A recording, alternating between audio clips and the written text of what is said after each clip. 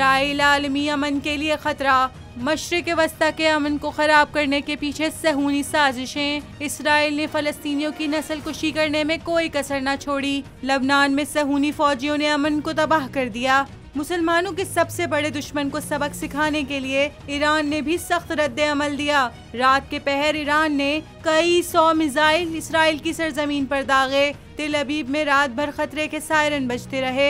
ईरानी पासदाराने इनकलाब गार्ड्स ने इसराइल की जानिब मिसाइल दागने की वीडियो भी शेयर कर दी है। ईरानी पासदाराने इनकलाब गार्ड्स मिसाइल दागने के वक्त या रसूल अल्लाह का नारा लगाते रहे।